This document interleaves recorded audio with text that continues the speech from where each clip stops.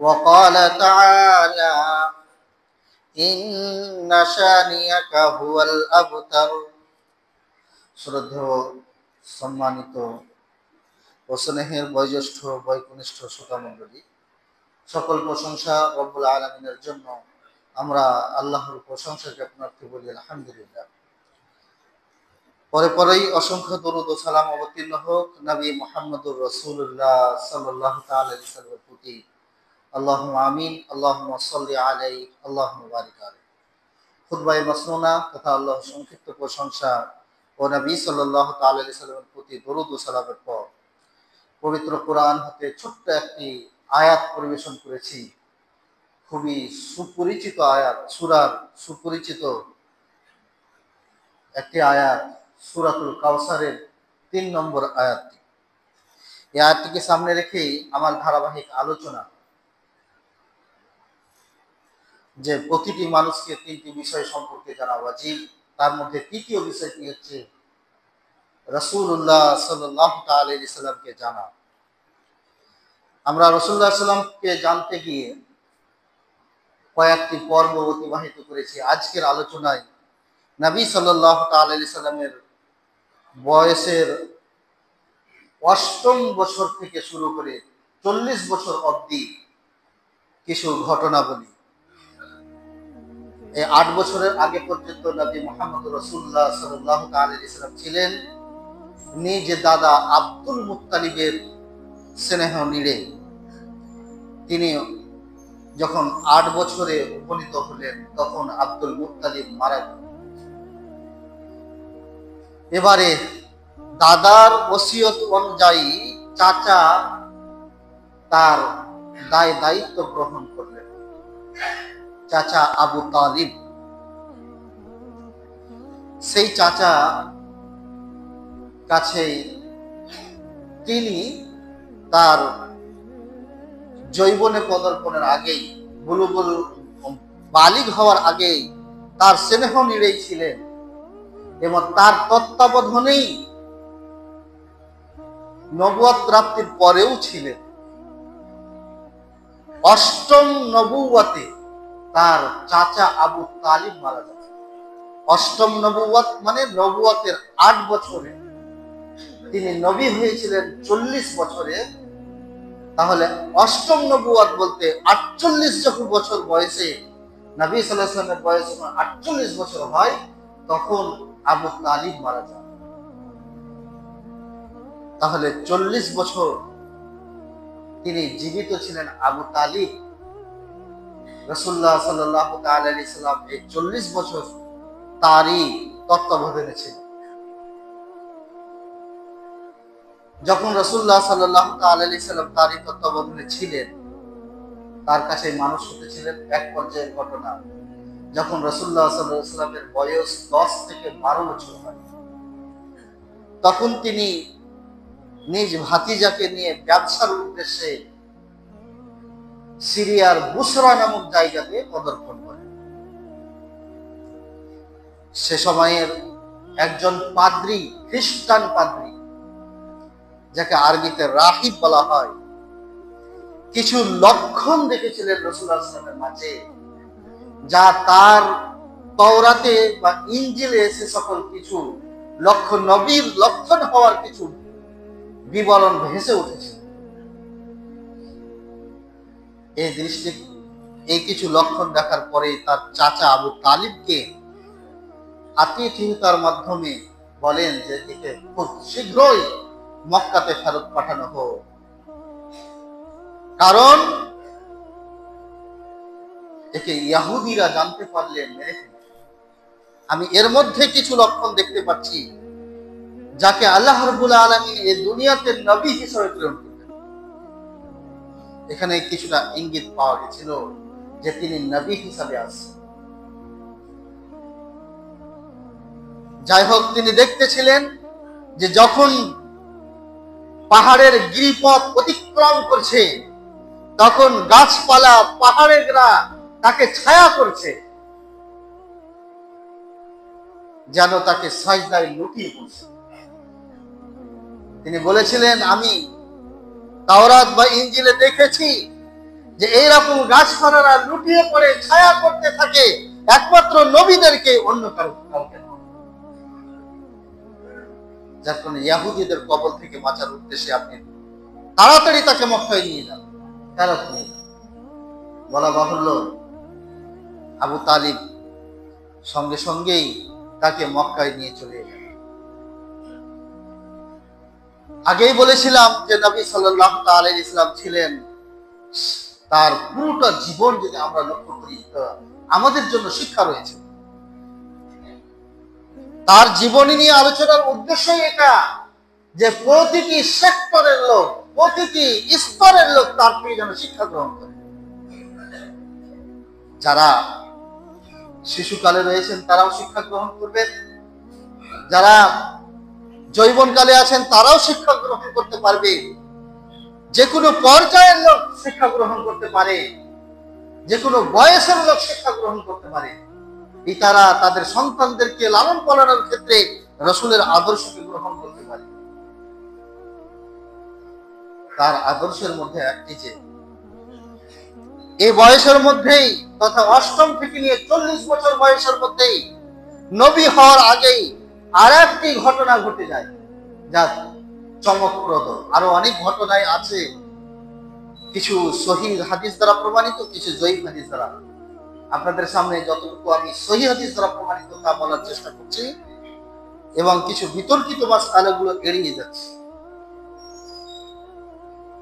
তার মধ্যে একটি অন্যতম ঘটনা হচ্ছে হিলফুল ফুজুল গঠন করা, যার বাংলা অর্থ বলা যেতে পারে শান্তি সংঘ। তিনি শান্তির এক নীড়, যার প্রমাণ তিনি নবী হওয়ার আগেই সমাজের মুখে এক স্বীকৃতি পেয়েছিলেন, এবং এই শান্তি সংঘ গঠিত হয়েছিল যাতে তার কয়েকটি প্রস্তাব গৃহীত হয়েছিল। তৎকালীন সময়ের ঘটনা, জনৈক ব্যক্তি, জুবাইর গোত্রের জনৈক ব্যক্তি, তিনি মক্কায় আসেন ব্যবসার উদ্দেশ্যে। ব্যবসার লেনদেন হয় আস ইবনে ওয়াইল এক গোত্র নেতার সঙ্গে। এই ব্যক্তি কিছু মালামাল তাকে দেয়, কিন্তু পুরো পয়সা তাকে আর পেমেন্ট করে না। তার মালগুলো ধারণ করে রেখেছে, তার কাছে বারবার চাওয়া হয়ে থাকে, কিন্তু সে অত্যাচারের শিকার হয়, তাকে তার মাল ফেরতও দেয় না, ন্যায্য মূল্যও তাকে দেওয়া হয় না। যার ফলে তিনি প্রত্যেক গোত্র নেতার কাছে যায় সাহায্যের জন্য, কিন্তু কেউ সাহায্যের জন্য এগিয়ে আসেনি। পরক্ষণে অনেক দুঃখ বেদনা ভারাক্রান্ত হয়ে তিনি কাবসা নামক এক পাহাড়ের চূড়ায় উঠে বেদনার কথাগুলো কবিতার আকারে তুলে ধরেন। এ সময় রাসূলুল্লাহ সাল্লাল্লাহু আলাইহি ওয়াসাল্লামের স্বয়ং চাচা জুবাইর ইবনে আব্দুল মুত্তালিব সেখানে আসেন। আসার পরে তার কথাগুলো শোনার পরে প্রতিটি গোত্র নেতার কাছে গিয়ে একটি সংঘ গড়ার সিদ্ধান্ত গ্রহণ করেন। সেখানে নবী মুহাম্মদুর রাসূলুল্লাহ সাল্লাল্লাহু আলাইহি ওয়াসাল্লাম ছিলেন। থাকার পরে নবী সাল্লাল্লাহু আলাইহি ওয়াসাল্লামের দাদা এবং নানার গোত্রের মোট 5টি গোত্র ঐক্যবদ্ধ হয়ে এই সংঘে যোগদান করে। বানু হাশিম গোত্র, বানু মুত্তালিব গোত্র, বানু আসাদ, বানু জোহরা ও বানু তাইম গোত্র, এই 5টি গোত্র ঐক্যবদ্ধ হয়ে তিনি তথা মুহাম্মদ সাল্লাল্লাহু আলাইহি ওয়াসাল্লাম কয়েকটি প্রস্তাব দেন। তার মধ্যে 4টি প্রস্তাব গৃহীত হয়। নম্বর 1, যে আমরা আমাদের সমাজের মধ্যে শান্তি প্রতিষ্ঠা করব। নম্বর 2, বহিরাগত অতিথিদের আমরা রক্ষা করব। নম্বর 3, গরিব এবং অসহায়দের আমরা পাশে দাঁড়াবো। নম্বর 4, যে যারা অত্যাচারী তাদের বিরুদ্ধে আমরা পদক্ষেপ গ্রহণ করব। নবী সাল্লাল্লাহু আলাইহি ওয়াসাল্লাম এই 4টি প্রস্তাব দেন এবং সবগুলি প্রস্তাবই এখানে গৃহীত হয়, সকলেই এই প্রস্তাবগুলি গ্রহণ করে। অথচ সেই সময় মানুষ মানুষের প্রতি অত্যাচারে লিপ্ত ছিল। একে অপরের কোন গোত্র নেতা যদি কোনো কারো প্রতি জুলুম করতেন, তো অন্যান্য সকল গোত্র নেতা তার বিরুদ্ধে কথা বলতো না, বরং তার পক্ষ অবলম্বন। সে সময় রাসূলুল্লাহ সাল্লাল্লাহু আলাইহি ওয়াসাল্লাম এই 4টি প্রস্তাব দিলে সকলে গৃহীত হয়। এই হিলফুল ফুজুল গঠিত হয়, শান্তি সংঘ গঠিত হয়। রাসূলুল্লাহ সাল্লাল্লাহু আলাইহি ওয়াসাল্লামের এই জীবন আদর্শে আমরা এই শিক্ষা গ্রহণ করতে পারি যে আজকে যারা যুবকেরা বিভিন্ন ক্লাব করেছে এবং সেখানে বিভিন্ন ধরনের পাপাচারের কাজগুলো হয়, সেগুলো থেকে বিরত থাকা। নবী সাল্লাল্লাহু আলাইহি ওয়াসাল্লামের কাছ থেকে আমরা শিক্ষা নিই যে সমাজে দুর্নীতি মুক্ত করার জন্য সংঘ করা, ক্লাব করা, এটা করা যেতে পারে, কিন্তু ক্লাবে গিয়ে তাসের আড্ডা হবে, জুয়া খেলা হবে, মদ বিতরণ হবে, মদ পান করা হবে এবং সেখান থেকে আরো অশান্তি বিরাজ করবে। গান বাজনা দ্বারা মানুষ পরিবেশকে নষ্ট করা হবে, সেখানে অন্যান্য যুবকদের আড্ডা হবে এবং তারা বিভিন্ন চরিত্রের কলঙ্কে কলঙ্কিত হবে। এরকম ক্লাবের প্রয়োজন নেই, বা যুবকদের এরকম যুব সংঘ বা যুবকদের এরকম কোন সংগঠনের প্রয়োজন ইসলামের প্রয়োজন নেই। ইসলাম তার প্রয়োজন বোধ করে না। রাসূলুল্লাহ সাল্লাল্লাহু আলাইহি ওয়াসাল্লামের কাছ থেকে শিক্ষা গ্রহণ করা উচিত। যে সময় শুধু যুদ্ধ বিগ্রহে মেতে থাকতো, যেখানে নারীদের কোনো মর্যাদা ছিল না, তাদের মর্যাদা ফিরিয়ে আনার জন্য এবং অত্যাচার থেকে মানুষকে নিষ্কৃতি প্রদানের জন্য নবুয়ত প্রাপ্তির আগে তিনি হিলফুল ফুজুল সংগঠনে কয়েকটি প্রস্তাব দেন এবং প্রস্তাবগুলো গৃহীত হয়, সে সংঘ গঠিত হয়। এভাবে মক্কার বুক থেকে এক সময় অনেকগুলি জুলুম অত্যাচার যেগুলো চলতে ছিল, অনেক ধরনের, সেগুলো বিদায় নেয়। রাসূলুল্লাহ সাল্লাল্লাহু আলাইহি ওয়াসাল্লামের এই চিন্তাধারা চেতনা দেখে মানুষের মাঝে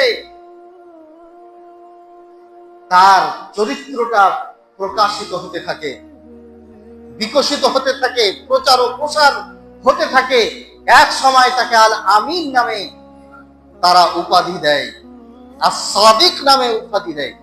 আল আমিন আমানতদার, as-সাদিক সত্যবাদী। বলা বাহুল্য এই উপাধি দুটি কিন্তু কাফেরদের পক্ষ থেকে আসা। তারাই এই উপাধি দিয়েছিল তার চরিত্র থেকে শিক্ষা গ্রহণ করে এবং শান্তির বাতাবরণ বিস্তার লাভ করেছিল। এর জন্য তিনি যখন আরো কিছুটা বয়সে উপনীত হন, তখন আবার ব্যবসা বাণিজ্যে যুক্ত হন। খাদিজা রাদিয়াল্লাহু তাআলা আনহা, তিনি একজন ধনঢ্যশালী মহিলা ছিলেন, ব্যবসায়ী মহিলা ছিলেন। তার কাছ থেকে মাল নিয়ে মক্কার কুরাইশ বংশের ছাড়া আরো অন্যান্যরাও মক্কার বাইরে ব্যবসার জন্য চলে যেতেন। রাসূলুল্লাহ সাল্লাল্লাহু আলাইহি ওয়াসাল্লাম সেই একই রকম ভাবেই সেই খাদিজা রাদিয়াল্লাহু তাআলা আনহার কাছ থেকে মাল নেওয়ার পরে খাদিজা রাদিয়াল্লাহু তাআলা তার সঙ্গে তার গোলাম মাইসারাকে পাঠালেন এবং তিনি ব্যবসা বাণিজ্য করে এসে যে লাভ দিয়েছিলেন, ইতিপূর্বে খাদিজা রাদিয়াল্লাহু তাআলা কারো কাছ থেকে এরকম লাভ গ্রহণ করেন। তার এই প্রতিভা দেখে এবং মাইসারার কাছ থেকে তার সত্যবাদিতা, তার চরিত্রের গুণাগুণ শুনে এক পর্যায়ে খাদিজা রাদিয়াল্লাহু তাআলা নিজেই রাসূলুল্লাহ সাল্লাল্লাহু আলাইহি ওয়াসাল্লামকে বিয়ের প্রস্তাব দেন। তখন রাসূলুল্লাহ সাল্লাল্লাহু আলাইহি ওয়াসাল্লামের বয়স ছিল 25 বছর। 25 বছর বয়সে রাসূলুল্লাহ সাল্লাল্লাহু আলাইহি ওয়াসাল্লাম বিবাহ করেন। খাদিজা রাদিয়াল্লাহু তাআলা আনহার সঙ্গে বিবাহের বন্ধনে আবদ্ধ হলেন। তখন খাদিজা রাদিয়াল্লাহু তাআলা আনহার বয়স ছিল 40 বছর। যদিও এই বয়স নিয়ে ঐতিহাসিক গণের মাঝে কিছুটা বিতর্ক আছে, তবে প্রসিদ্ধ মত অনুযায়ী খাদিজা রাদিয়াল্লাহু তাআলা আনহার বয়স ছিল 40 বছর। যারা মতভেদ করেছেন, মতভেদ করলেও একথা স্পষ্ট যে যারা যে বয়সের কথাই উল্লেখ করেছেন না কেন, একথা স্পষ্ট যে রাসূলুল্লাহ সাল্লাল্লাহু আলাইহি ওয়াসাল্লামের চাইতে খাদিজার বয়স বেশি। এখান থেকে একটি জিনিস আমরা ভাবতে পারি যে যারা রাসূলুল্লাহ সাল্লাল্লাহু আলাইহি ওয়াসাল্লামকে কলঙ্কিত করতে চায় বিবাহের বিষয়ে, এখানে একটা শিক্ষা রয়েছে যে রাসূলুল্লাহ সাল্লাল্লাহু আলাইহি ওয়াসাল্লাম যতজনকে বিবাহ করেছেন, মোট তার স্ত্রী ছিল 13 জন। একই সঙ্গে 11 জনেরও বাস ছিল। যখন তিনি মৃত্যুবরণ করেন তখন 9 জন জীবিত ছিলেন। ইবনে কাসির রাহিমাহুল্লাহ এই তথ্য উল্লেখ করেছেন। কিন্তু কোন স্ত্রী কুমারী ছিলেন না, একমাত্র আয়েশা রাদিয়াল্লাহু তাআলা আনহা ছাড়া। রাসূলুল্লাহ সাল্লাল্লাহু আলাইহি ওয়াসাল্লামের নামে কলঙ্ক করতে গিয়ে আমি একবার এই বিষয়ে আলোচনাও করেছি যে রাসূলুল্লাহ সাল্লাল্লাহু আলাইহি ওয়াসাল্লাম যখন আয়েশা রাদিয়াল্লাহু তাআলা আনহাকে বিয়ে করেন তখন তার বয়স ছিল 6 বছর। কিন্তু 9 বছর বয়সে তিনি রাসূলুল্লাহ সাল্লাল্লাহু আলাইহি ওয়াসাল্লামের ঘরে আসেন। এই বিবাহ তৎকালীন সময়ে এটা দোষণীয় বা দোষবহ ছিল, যার কারণে বর্তমান সময়ের কাফিররা নবী সাল্লাল্লাহু আলাইহি ওয়াসাল্লামের চরিত্রে কলঙ্ক লাগাতে গিয়ে যে দোষ হিসাবে এটাকে উল্লেখ করে থাকে, তৎকালীন সময়ের কাফিররা কিন্তু কোন জায়গায় এটা দোষ বলে উল্লেখ করে, কারণ তখন এটা দোষের কোনো কারণই ছিল না। আর জায়গা বা এলাকা অনুপাতে দেহর গঠন, প্রকৃতি ইত্যাদি এগুলো আলাদা হয়ে থাকে এবং বুলুগতের বয়সও এলাকা অনুপাতে একটু আলাদা হয়। মজার কথা হলো, যারা রাসূলুল্লাহ সাল্লাল্লাহু আলাইহি ওয়াসাল্লামের নামে কলঙ্ক বা দাগ লাগাতে চায়, তাদের ধর্মতত্ত্ব নিয়ে যদি আলোচনা করা যায়, তাদের অনেক ধর্ম পণ্ডিতদেরকে পাওয়া যাবে যারা অনেক ছোট ছোট বাচ্চা মেয়েদেরকে বিয়ে করছে, কিন্তু কলঙ্ক লাগাতে নবী সাল্লাল্লাহু আলাইহি ওয়াসাল্লামের নামে কম করে না। শুধু এতটুকু যে রাসূলুল্লাহ সাল্লাল্লাহু আলাইহি ওয়াসাল্লামের বিবাহের ব্যাপারগুলোরই অনেক হিকমত এবং কৌশল আছে, যে এত বিয়ে কেন আল্লাহ রাব্বুল আলামিন তার করিয়েছেন। তার মধ্যে কয়েকটা বিয়ে এরকম আছে, একটি বিয়ে আছে যেটা স্বয়ং আল্লাহ রাব্বুল আলামিনের পক্ষ থেকে হয়েছে। আয়েশা রাদিয়াল্লাহু তাআলা আনহার বিয়ে তো আল্লাহ রাব্বুল আলামিন নবী সাল্লাল্লাহু আলাইহি ওয়াসাল্লামকে স্বপ্নে চোখে দেখিয়েছিলেন।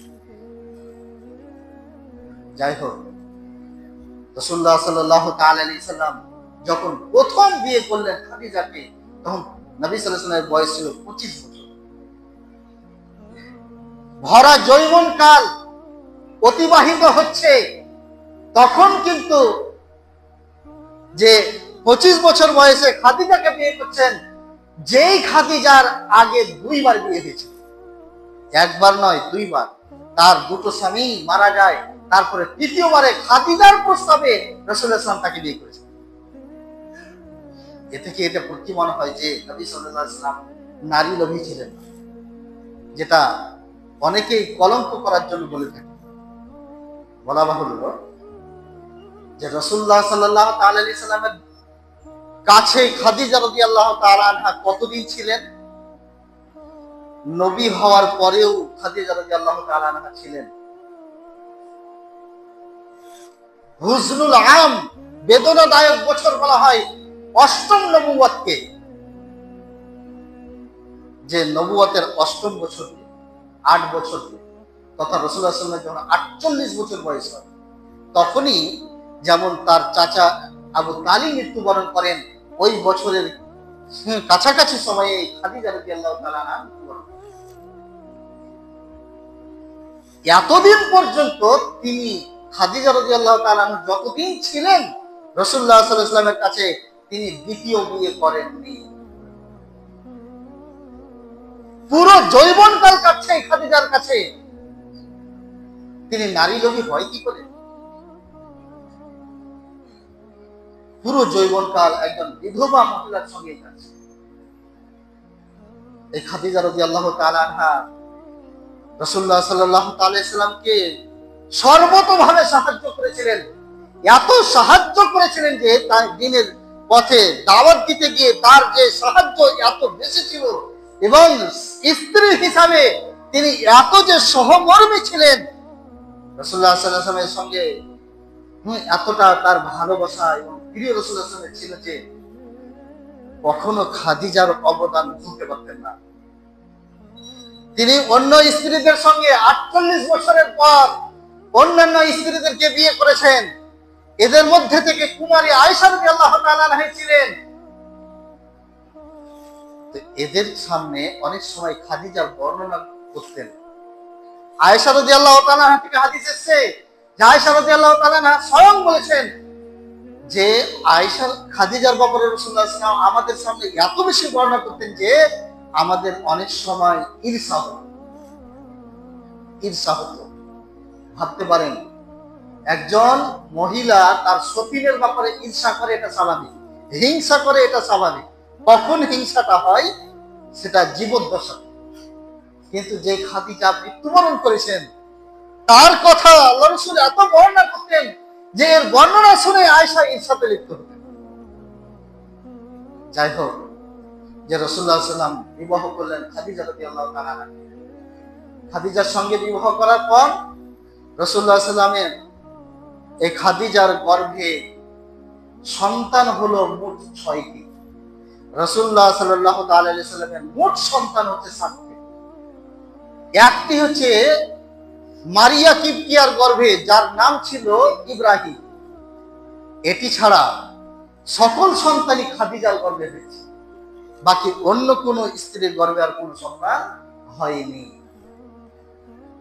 খাদিজার পেট থেকে 6 জন সন্তান হয়েছে। 6 জনের মধ্যে 2টি হচ্ছে ছেলে আর 4টি হচ্ছে মেয়ে। 2 ছেলে, প্রথমটির নাম হচ্ছে কাসিম, যার নামে রাসূলুল্লাহ সাল্লাল্লাহু আলাইহি ওয়াসাল্লামকে আবুল কাসিম বলা হতো। আবুল কাসিম এই উপাধিতে রাসূলুল্লাহ সাল্লাল্লাহু আলাইহি ওয়াসাল্লামকে ডাকা হতো। আমরা অনেকেই জানি যে আবুল কাসিম বলতে নবী মুহাম্মদ সাল্লাল্লাহু আলাইহি ওয়াসাল্লামকে বলা হয়, বড় ছেলেকে সামনে রেখে। যেমন আমরা বাংলাতে বলে থাকি যে কোনো একজন তার কোন ব্যক্তিকে ডাক দিতে গিয়ে তার বড় ছেলের নাম দিয়েই বলা হয়ে থাকে অমুকের বাপ, তেমনি আরবিতে আবুল কাসিম মানে কাসিমের পিতা। রাসূলুল্লাহ সাল্লাল্লাহু আলাইহি ওয়াসাল্লামকে এই নামেই ডাকা হতো, মুহাম্মদ বলে ডাকা হতো না, আবুল কাসিম বলেই ডাকতো। একদিনের ঘটনা যে বাজারে একজন ব্যক্তিকে আবুল কাসিম বলে একজন ডাকছে, তখন রাসূলুল্লাহ সাল্লাল্লাহু আলাইহি ওয়াসাল্লাম তিনি ঘুরে তাকাচ্ছেন, আবার আবুল কাসিম বলে কিন্তু রাসূলুল্লাহ সাল্লাল্লাহু আলাইহি ওয়াসাল্লামকে সম্বোধন করছেন না। পরবর্তীতে আবার আবুল কাসিম বলছেন, আবার আল্লাহ রাসূল ঘুরে তাকাচ্ছেন কিন্তু সম্বোধন করছেন না।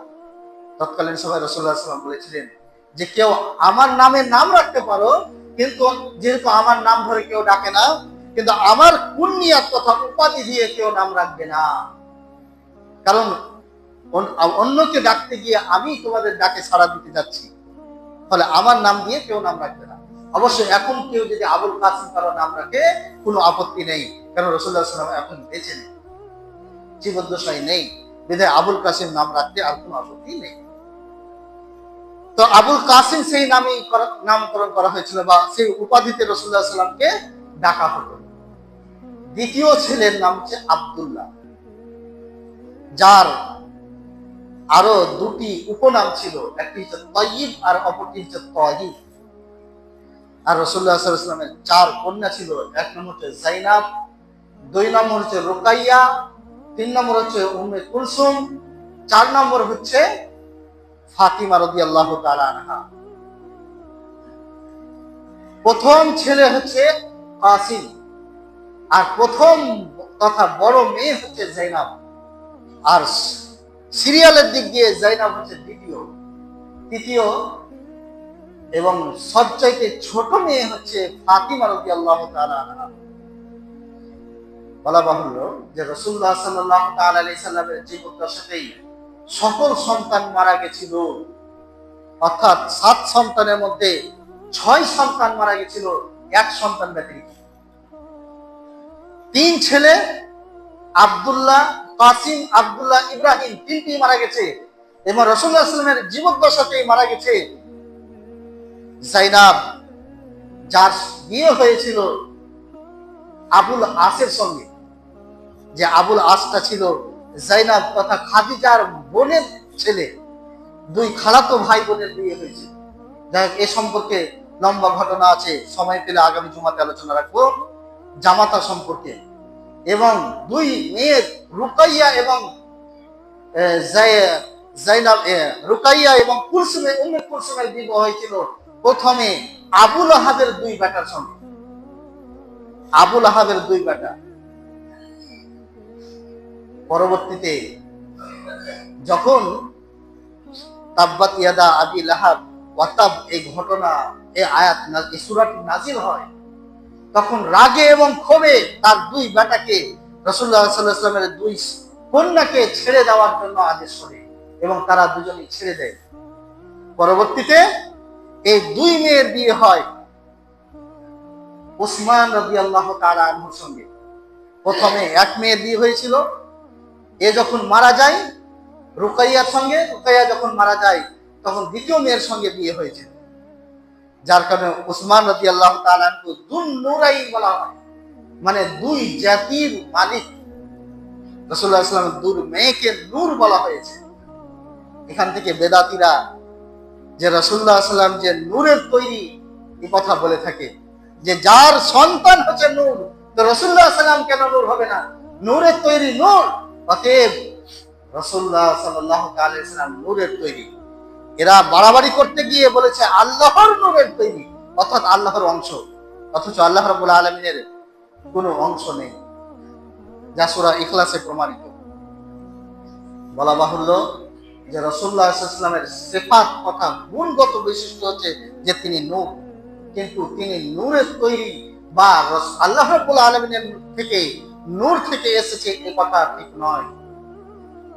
যাই হোক, তারপরে রাসূলুল্লাহ সাল্লাল্লাহু আলাইহি ওয়াসাল্লামের এই জাইনাব রাদিয়াল্লাহু তাআলা আনহু এবং উম্মে কুলসুম এবং রুকাইয়া সকলেই মারা গেলেন রাসূলুল্লাহ সাল্লাল্লাহু আলাইহি ওয়াসাল্লামের জীবদ্দশাতেই। ইব্রাহিমও দুধ পানের পরে পরেই সেও মারা গেছিল। একমাত্র ফাতিমা রাদিয়াল্লাহু তাআলা আনহা রাসূলুল্লাহ সাল্লাল্লাহু আলাইহি ওয়াসাল্লামের মৃত্যুর পরে মৃত্যুবরণ করেছেন, তার আগে সকল সন্তানই মৃত্যুবরণ করেছে। বলা বাহুল্য যে রাসূলুল্লাহ সাল্লাল্লাহু আলাইহি ওয়াসাল্লামের যে তিন সন্তান ছিল, এই তিন সন্তানই একেবারে ছোট বয়সে মৃত্যুবরণ করেছিল। যখন আব্দুল্লাহ মৃত্যুবরণ করে তখন কাফেররা বলেছিল যে মুহাম্মদ তো নির্বংশ, এর বংশ পরিচিতি নেই, এর বংশ একেবারে নিঃশেষ, এর নির্বংশ। তখন আল্লাহ রাব্বুল আলামিন যে এক পর্যায়ে রাসূলুল্লাহ সাল্লাল্লাহু আলাইহি ওয়াসাল্লামের নবুয়ত প্রাপ্তির পরে রাসূলুল্লাহ সাল্লাল্লাহু আলাইহি ওয়াসাল্লামকে সান্ত্বনা দেওয়ার লক্ষ্যেই এই আয়াত নাযিল করেছিলেন, ইন্না শানিআকা হুয়াল আবতার, যে আপনার বিদ্বেষ পোষণকারীরাই হচ্ছে নির্বংশ, আপনি নির্বংশ নন। যে আয়াতটি আপনাদের সামনে পরিবেশন করেছি। বলা বাহুল্য যে রাসূলুল্লাহ সাল্লাল্লাহু আলাইহি ওয়াসাল্লামের মৃত্যু যখন হলো, মৃত্যুর 6 মাস পরে ফাতিমা রাদিয়াল্লাহু তাআলা আনহার মৃত্যু হয়েছে। এখানে সামান্য একটি ছোট্ট ঘটনা না বললেই নয়। এর আগেও আলোচনা করেছি যে রাসূলুল্লাহ সাল্লাল্লাহু আলাইহি ওয়াসাল্লাম যখন মৃত্যু শয্যায় শায়িত, তখনই রাসূলুল্লাহ সাল্লাল্লাহু আলাইহি ওয়াসাল্লাম ফাতিমা রাদিয়াল্লাহু তাআলা আনহাকে বলছেন কানে কানে একটি কথা। এই কথা শুনে ফাতিমা রাদিয়াল্লাহু তাআলা আনহা তিনি কান্না করতে শুরু করলেন। আবার রাসূলুল্লাহ সাল্লাল্লাহু আলাইহি ওয়াসাল্লাম ফাতিমাকে ডেকে আবার তিনি বললেন কানে কানে কিছু কথা। তখন ফাতিমা রাদিয়াল্লাহু তাআলা আনহা একবারে নিশ্চুপ হয়ে গেলেন এবং হাসতে শুরু করলেন। এই কথা আয়েশা রাদিয়াল্লাহু তাআলা আনহা পরবর্তীতে জিজ্ঞাসা করলে, আয়েশা রাদিয়াল্লাহু তখন জিজ্ঞাসা করলে বলেননি, পরবর্তীতে জিজ্ঞাসা করলে বলেছিলেন যে রাসূলুল্লাহ সাল্লাল্লাহু আলাইহি ওয়াসাল্লাম আমাকে এই কথা বলেছেন যে আমি আর বেশি দিন বাঁচব না, আমার রবের সঙ্গে সাক্ষাৎ করব। তখনই আমি কান্না করতে শুরু করেছিলাম। পরক্ষণে যখন রাসূলুল্লাহ সাল্লাল্লাহু আলাইহি ওয়াসাল্লাম বললেন আমাকে একটি কথা, যে কথাটি ছিল এই যে সর্বপ্রথম আমার পরিবারের মধ্যে থেকে তোমারই সঙ্গে আমার সাক্ষাৎ হবে।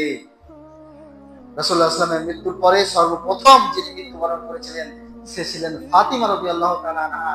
6 মাস পরে মৃত্যুবরণ করেছেন। এ থেকে আরো একটি কথা, এ থেকে এই কথাটি ইঙ্গিত পাওয়া যায় যে মমিন নারীদের, মমিন নর ও নারী যারা মৃত্যুবরণ করে তাদের রূহগুলোকে আল্লাহ রাব্বুল আলামিনের সাক্ষাৎ ঘটানো হয়, ইল্লিয়িনে সাক্ষাৎ ঘটে। যেমন রাসূলুল্লাহ সাল্লাল্লাহু আলাইহি ওয়াসাল্লাম ফাতিমাকে বললেন, তোমার সঙ্গে সর্বপ্রথম আমার সাক্ষাৎ ঘটবে।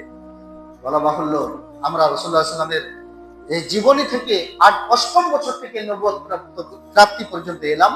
এরপরেই 40 বছর বয়সেই নবী সাল্লাল্লাহু আলাইহি ওয়াসাল্লামকে নবুয়ত দেওয়া হয়েছে। আগামী আলোচনায় নবুয়ত প্রসঙ্গে আলোচনা হবে যে নবুয়ত কিভাবে দেওয়া হলো।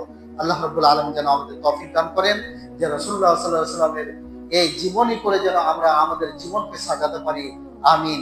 এবং যেমন তিনি এই বিশ্বের বুকে সর্বশ্রেষ্ঠ একজন মানব বলে আমাদের কাছে খ্যাত, এবং আল্লাহ রাব্বুল আলামিনের কাছেও মাখলুকাতের মধ্যে থেকে সর্বশ্রেষ্ঠ ব্যক্তি, কিয়ামতের মাঠেও তিনি সর্বশ্রেষ্ঠ ব্যক্তি যিনি আমাদেরকে নাজাত সুপারিশের মাধ্যমে নাজাত দিবেন, তার সে আদর্শকে ফলো করে যেন আমরা চলতে পারি, তার তৌফিক দান করো, আমিন।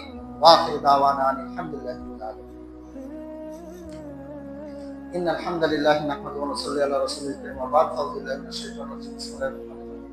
ফাবাশশির ইবাদাল্লাযীনা ইয়াসতামিউনাল কওলা ফায়াত্তাবিউনা আহসানা। আল্লাহ বলেন, আমার বান্দাদের সুসংবাদ দাও যারা কথাগুলো খুব মনোযোগ সহকারে শুনে, যার উত্তম তার অনুসরণ করে। আজকের আলোচনায় কোরআন হাদিস থেকে যতটুকু আলোচিত হয়েছে তা মেনে নেওয়ার মাধ্যমে যেন আমরা সুসংবাদ প্রাপ্ত বান্দা হতে পারি, আমিন।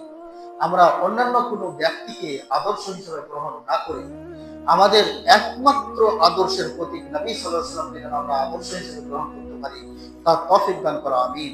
যার আদর্শে আদর্শিত হয়ে আমরা যেন জান্নাতের পথে চলতে পারি এবং জাহান্নামের পথ থেকে দূরে থাকতে পারি, তার তৌফিক দান করো, আমিন। আমাদের কাছে কোনো নায়ক নায়িকা আদর্শ নয়, একমাত্র আদর্শের প্রতীক এবং আদর্শের মডেল হচ্ছেন নবী মুহাম্মদ রাসূলুল্লাহ সাল্লাল্লাহু আলাইহি ওয়াসাল্লাম। তার আদর্শকে ফলো করেই যেন আমরা প্রতিটি সেক্টরের ব্যক্তি যেন চলতে পারি এবং সেই চলার পথ আল্লাহ তুমি সুগম করে দিয়ে আমাদেরকে জান্নাতের অধিবাসী করো এবং জাহান্নাম থেকে মুক্তি দান করো, আমিন। ওয়া আখিরু দাওয়ানা আলহামদুলিল্লাহ।